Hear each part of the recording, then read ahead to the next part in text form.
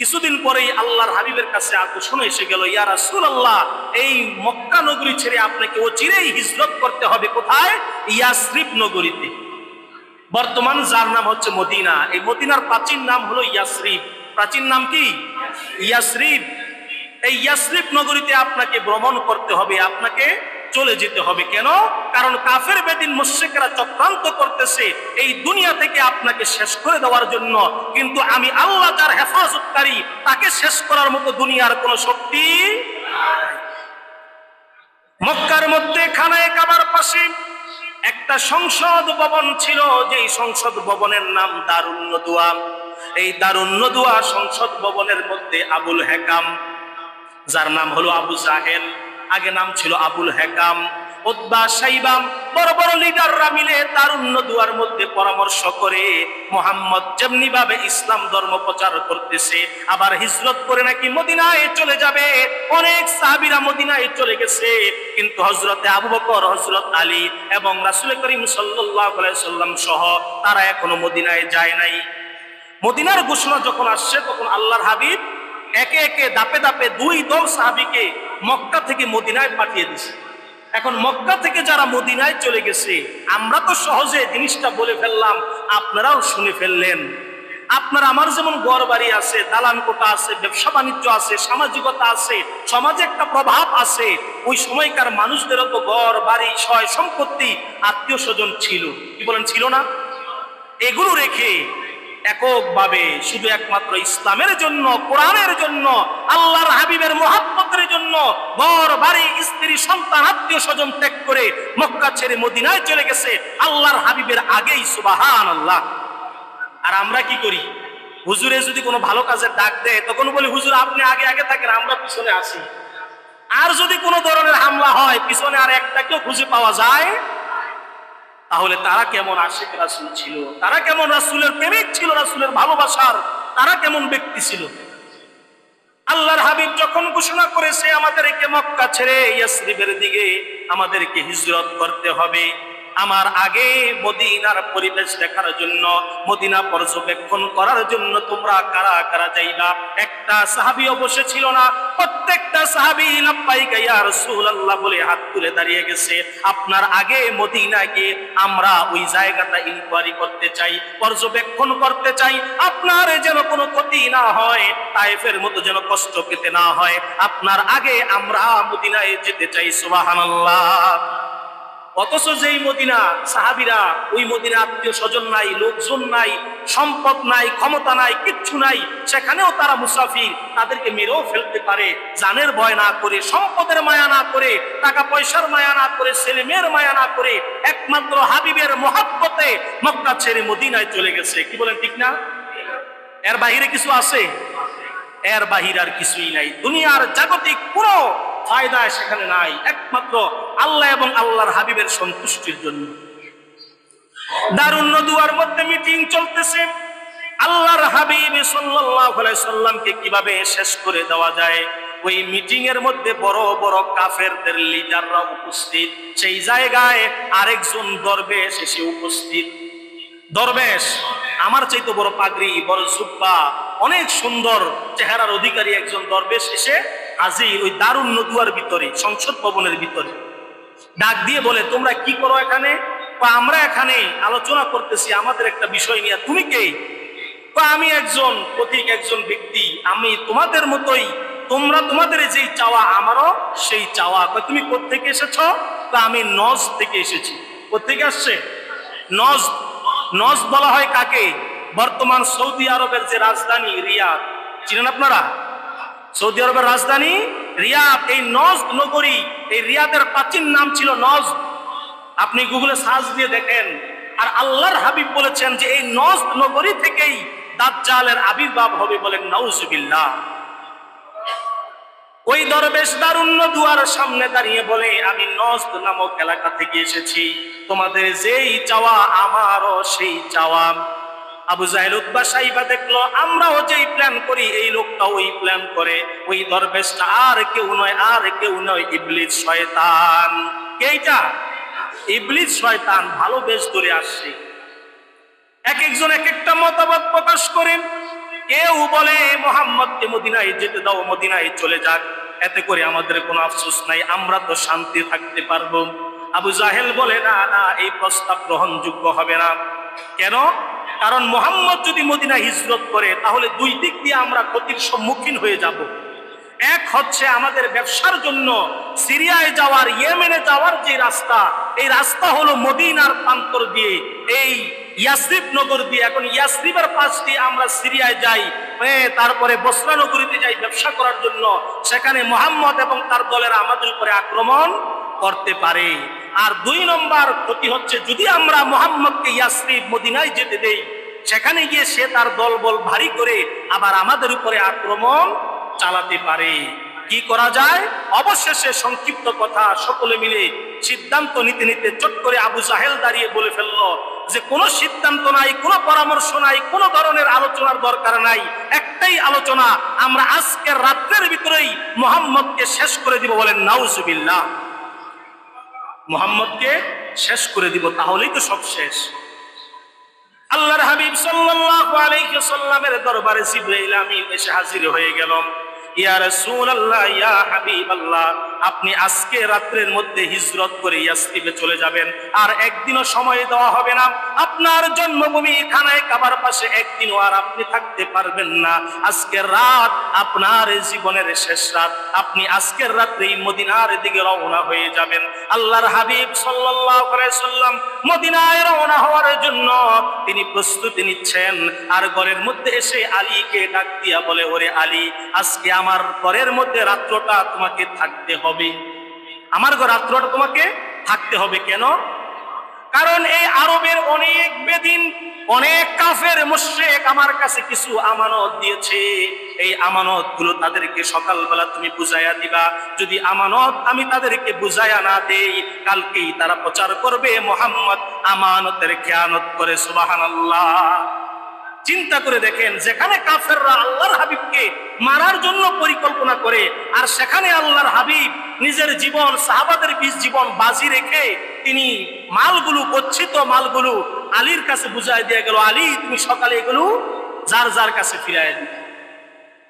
আলী রাদিয়াল্লাহু তাআলা আনহুকে ডাক দিয়া বলে, ওরে আলী, আমি মুহাম্মদ কারো হক মেরে খাই না, কারো সম্পদ নষ্ট করি না। যেই কাফেররা আমাকে মারতে চায় তারা হয়তো বা ভুলে গেছে তাদের অনেক সম্পদ আমার কাছে আমানত রেখেছে। কারণ তখনকার যুগে যত প্রকার ব্যাংক বলেন, কোনো ব্যাংক নিরাপদ ছিল না, একমাত্র মুহাম্মদের ব্যাংক ছাড়া। ঠিক কিনা? মুহাম্মদের কাছে যে যে জিনিসটাই আমানত রাখতো, ঠিক ওই রকম ভাবেই আবার ওই জিনিসটা আমানত ফিরে পেত। সুবহানাল্লাহ। আলী রাদিয়াল্লাহু তাআলা আনহুকে বিছানার মধ্যে শোয়া চাদর দিয়ে ঢেকে রাখছে, চাদর দিয়ে ঢেকে রাখছে, আর চাদর দিয়ে ঢেকে আমানতগুলো দিয়ে গেছে, সকালবেলা তুমি দিয়ে দিবা। আলী রাদিয়াল্লাহু তাআলা আনহু বলে, আমি আমার জীবনের 1 সেকেন্ডের জন্য গ্যারান্টি দিতে পারি না, আপনি আপনার জীবনের 1 সেকেন্ডও গ্যারান্টি দিতে পারেন না, কিন্তু আলী ডাক দিয়া বলে, হিজরতের রাত্রটাকে আমি গ্যারান্টি দিয়েছি যে আজকে রাত্রে আমি বেঁচে থাকবো। সুবহানাল্লাহ। এটা আমি গ্যারান্টি দিয়েছি। কেন? কারণ নূর নবী সাল্লাল্লাহু আলাইহি সাল্লাম তার জবান মুবারক দিয়ে আমাকে বলেছে, আলী, সকালে তুমি এই মালগুলো, আমানতগুলো যার যার বাড়িতে পৌঁছায় দিবা। তার মানে মুহাম্মদের কথা কখনো মিথ্যা হতে পারে না। আজকের রাত্রের জন্য আমার কাছে আজরাইল আসতে পারবে না, সকাল পর্যন্ত এই হাবিবের কথা সত্য করার জন্য আমি আলী জীবিত থাকবো। সুবহানাল্লাহ। দেখেন আল্লাহর হাবিবের শান, মান, সম্মান, ইজ্জত কেমন। আল্লাহর হাবিবের কথার উপর ভিত্তি করে জিবরাইল, আজরাইল পর্যন্ত স্টপ হয়ে যায়। কি বলেন, ঠিক কিনা? ওই রাত্রে যদি আজরাইল এসে আলীর জান কবজ করতো, তাহলে তো ঘুরে ফিরে একই কথা হয়ে যেত, ঘুরে ফিরে একই হয়ে যেত। আল্লাহর হাবিবের আমানত রাখার বস্তুগুলো নষ্ট হয়ে যেত। আলী রাদিয়াল্লাহু তাআলা আনহু বলে, একটা রাত্র আমি গ্যারান্টি দিয়েছিলাম যে আজকে রাত্রে আমার কাছে আজরাইল আসবে না। আল্লাহর হাবিব ঘর থেকে বের হবে, এমন সময় চতুর্দিকে ঘেরাও দিয়ে ফেলছে কাফের বেদিন মুশরিকেরা, তলোয়ার বল্লম তীর নিয়ে ঘরের চতুর্দিকে আক্রমণ করে রাখছে। এমন সময় আল্লাহ সুবহানাহু ওয়া তাআলা সূরাতুল ইয়াসিনের 9 নম্বর আয়াত, ওয়াজালনা মিন বাইনি আইদিহিম সাদ্দাও ওয়া মিন খালফিহিম সাদ্দান ফাআগশাইনাহুম ফাহুম লা ইউবসিরুন। সুবহানাল্লাহ। এটা অনেক বড় একটা মেডিসিন। আপনি যদি শত্রুর হাত থেকে বাঁচতে চান, শত্রুর হাত থেকে অদৃশ্যভাবে যদি আপনি বাঁচতে চান, এই আয়াতটা এত চমৎকার, এত সুন্দর একটি দোয়া, যে দোয়াটা আল্লাহ সুবহানাহু ওয়া তাআলা তার হাবিবকে শিক্ষা দিয়েছেন। হে রাসূল, আপনি হাতের মধ্যে এক মুষ্টি বালু নেন, আর বালু নিয়া ওয়াজআলনা মিন বাইনি আইদিহিম সাদ্দাও ওয়া মিন খালফিহিম সাদ্দান ফাআবশাইনাহুম ফাহুম লা ইউবসিরুন। ফু দিয়া এই বালুটা আপনি বাহিরে ছেড়ে দেন, আর প্রত্যেক কাফেরের চোখে চোখে চোখে বালুগুলো পৌঁছার দায়িত্ব হলো আমি আল্লাহর। সুবহানাল্লাহ। আল্লাহ পারে কি পারে না? পারে কি পারে না? দরজার সামনে দাঁড়ায় আল্লাহর হাবিব এক মুষ্টি বালু নিয়া আল্লাহ পাকের শিখানো সেই দোয়া তিনি পড়ে হাতের মধ্যে ফু দিয়া দরজা বরাবর মেরে দিছে। কি বরাবর? কথা বলেন, কি বরাবর? দরজা বরাবর মেরে দিছে। কিন্তু কাফেররা কি শুধু দরজা বরাবর, না ঘরের চতুর্দিকে? ঘরের চতুর্দিকে কাফেররা দাঁড়িয়ে আছে। আল্লাহর হাবিবের সেই বালুটা মুহূর্তের মধ্যে প্রত্যেকটি কাফেরের চোখে চোখে চোখে চোখে গিয়া, বালু চোখের মধ্যে গেলে চোখ কি খোলা থাকে, না চোখ বন্ধ করে পছলায়? চোখ বন্ধ করে পছলায়। এখন সবাই চোখ বন্ধ করে পছলায় যে আরে কোত্থেকে জ্বর আসলো, জ্বর নাই, তুফান নাই, এই বালু আসলো কোত্থেকে? এই চোখ ডলতে ডলতে আল্লাহর হাবিব ঘর থেকে বের হয়ে গেছেন। সুবহানাল্লাহ। আল্লাহ সুবহানাহু ওয়া তাআলা তার হাবিবকে কেমন ভাবে হেফাজত করেছেন। আর ঘরের মধ্যে কাফেররা ঢোকার পরে কয়, দে খুব দে, তাড়াতাড়ি খুব দে, এই যে মুহাম্মদ শুয়ে আছে। কারণ চাদর দিয়ে শুয়ে আছে, এটা মুহাম্মদ না আলী রাদিয়াল্লাহু তাআলা? তারা তো আর জানে না। চাদরের ভিতরে তাড়াতাড়ি খুব দে, মুহাম্মদকে জলদি করে শেষ করে দেই। কিন্তু ওই যে আলী বলছে যে আজকের রাত্রটা আমার কাছে আজরাইল আসবে।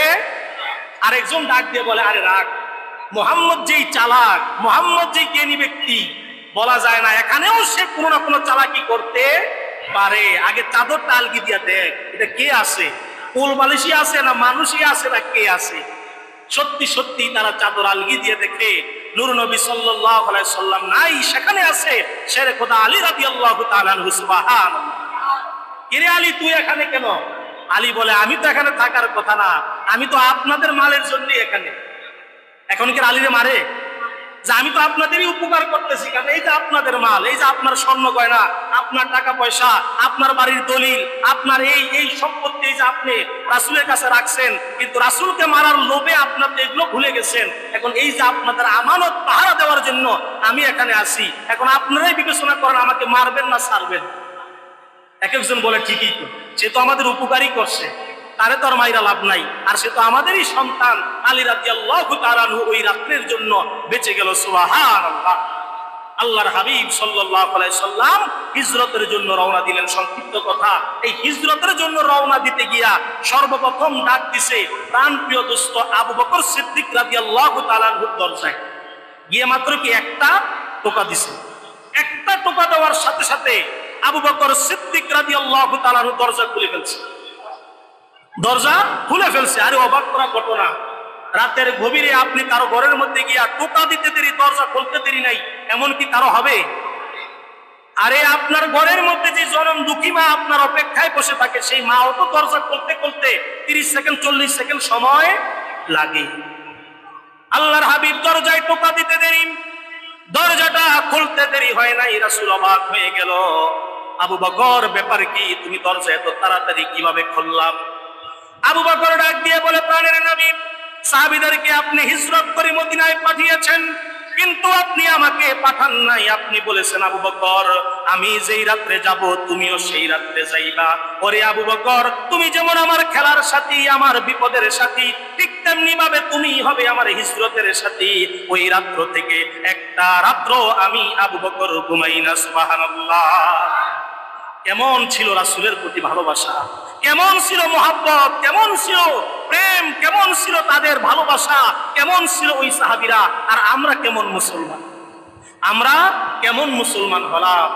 যাই হোক, অনেক লম্বা কথা, সামনের জুমায় এই বিষয়গুলো নিয়ে আলোচনা আরো চলবে, আল্লাহর হাবিবের জীবন নিয়ে আলোচনা চলবে। তো আজকে আমরা জানতে পারলাম যে আল্লাহর হাবিব হিজরত করেছেন, প্রথম হিজরত করেছেন তায়েফে। প্রথম হিজরত অনেকে আমরা জানি না, আমরা মনে করি যে হিজরত মানে মক্কা ছেড়ে মদিনায় গেছে, কিন্তু প্রথম হিজরত হচ্ছে আল্লাহর হাবিবের তায়েফ নগরীতে, দ্বিতীয় হিজরত হচ্ছে মদিনার প্রান্তরে। দ্বিতীয় হিজরত মদিনা নগরীতে। আল্লাহর হাবিব সাল্লাল্লাহু আলাইহি ওয়াসাল্লাম এখানে অনেক কৌশল অবলম্বন করেছেন। অনেক কৌশল, অনেক হিকমত অবলম্বন করে আল্লাহর হাবিব মদিনায় গিয়েছেন, এমনি এমনি যান নাই, এবং অনেক কষ্ট করে। গারে সুর নামে একটি পাহাড় আছে, জাবালে সুর যেটাকে বলে, এই জাবালে সুরের মধ্যে আল্লাহর হাবিব 3 দিন ছিলেন। কয়দিন? 3 দিন।